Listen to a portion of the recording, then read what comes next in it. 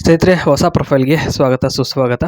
ಹೆಸರು ಬಂದ್ಬಿಟ್ಟು ಅನನ್ಯ ಅಂತ ಹೇಳ್ಬಿಟ್ಟು ಇಬ್ಬರು ಗಂಡಂದಿರು, ಆದರೆ ಅವರು ಸೋಮಾರಿಗಳಾಗ್ಬಿಟ್ಟಿದ್ದಾರೆ. ಅದೇ ಒಂದು ಬೇಜಾರಿನ ಸಂಗತಿ ಅಂತ ಹೇಳಿದ್ದಾರೆ. ಇನ್ನು ಗಂಡಂದಿರ ಕೆಲಸ ಬಂದ್ಬಿಟ್ಟು ಒಬ್ಬ ಲಾರಿ ಡ್ರೈವರ್, ಇನ್ನೊಬ್ಬ ಹೋಟೆಲ್ನಲ್ಲಿ ಸರ್ವರ್ ಆಗಿ ಕೆಲಸವನ್ನು ಮಾಡುತ್ತಿದ್ದಾರೆ ಅಂತ ಗಂಡಂದಿರ ಕೆಲಸದ ಬಗ್ಗೆ ಒಂದಿಷ್ಟು ಮಾಹಿತಿನ ಹಂಚ್ಕೊಂಡಿರ್ತಕ್ಕಂಥದ್ದು. ಇನ್ನು ನೆಕ್ಸ್ಟ್ ಬಂದ್ಬಿಟ್ಟು ಆಸೆ ಹಾಗೂ ಆಸಕ್ತಿ.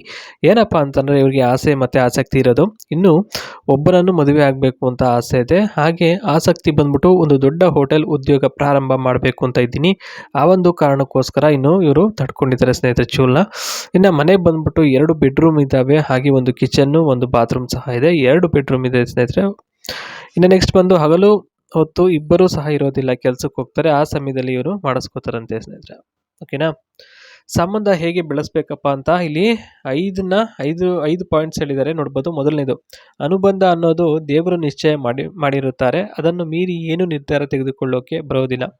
ಎರಡನೇದು, ಹಾಗಾಗಿ ಒಂದು ಸತ್ಯ ಹೇಳಬೇಕು ಅಂದರೆ ಯಾವತ್ತೇ ಆಗಲಿ ಇಬ್ಬರು ಗಂಡಂದಿರು ಬೇಕು ಅಂತ ಯಾವತ್ತೂ ಕೇಳಿಲ್ಲ, ಆದರೆ ಹಣೆ ಬರ ಆಯಿತು ಅಂತ ಹೇಳಿದ್ದಾರೆ.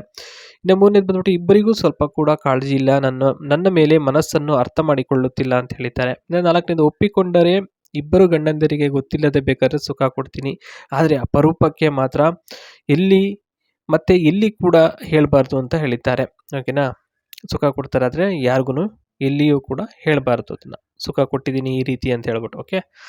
ಇನ್ನು ಐದನೇದು ಬಂದ್ಬಿಟ್ಟು ಕೊನೆಯದಾಗಿ ನೋಡಿ ಸ್ನೇಹಿತರೆ ಹೇಳಿದ್ದಾರೆ, ದಿನಕ್ಕೆ 100 ಸಲ ಬೇಕಾದರೂ ಕಾಚಾ ತೆಗೆದು ಮಾಡ್ರಿ, ಆದರೆ ಒಂದೇ ದಿನ ಕೂಡ ಅಂತ ಹೇಳಿದ್ದಾರೆ. ಅಂದರೆ ಒಂದೇ ದಿನಕ್ಕೆ ಎಷ್ಟು ಸಲ ಬೇಕಾದ್ರೂ ಮಾಡಿಸ್ಕೋತೀನಿ, ಆದರೆ ದಿನ ಆಗಲ್ಲ ಅಂತ ಇಲ್ಲಿ ಹೇಳಿದ್ದಾರೆ. ಯಾಕೆಂದರೆ ದಿನ ಪರಿಸ್ಥಿತಿ ಅದೇ ಥರ ಇರಲ್ಲ. ನೋಡಿ ಇಲ್ಲಿ ನೋಡ್ತಾ ಇರ್ಬೋದು ಸ್ನೇಹಿತರೆ, ಒಂದು ಕಾರು ಇದನ್ನು ಇಟ್ಕೊಂಡಿದ್ದಾರೆ ಇವರು 2ನೇ ಗಂಡ ಅಂತೆ ಸ್ನೇಹಿತರೆ. Car showroom, second ಹ್ಯಾಂಡ್ಲು car showroom ಇಟ್ಕೊಂಡಿದ್ದಾರೆ. ಒಂದು ಪರವಾಗಿಲ್ಲ, ಒಂದು ಲೆವೆಲ್ಗೆ ಆದಾಯ ಬರ್ತಾ ಇದೆ, ಏನು ತೀರಾ ಐಷಾರಾಮಿಯಾಗಿನೇ ಇಲ್ಲ, ಒಂದು ಲೆವೆಲ್ಗೆ ಓಕೆ ಅಂತ ಹೇಳ್ಬೋದು ಅಷ್ಟೇ. ಓಕೆನಾ.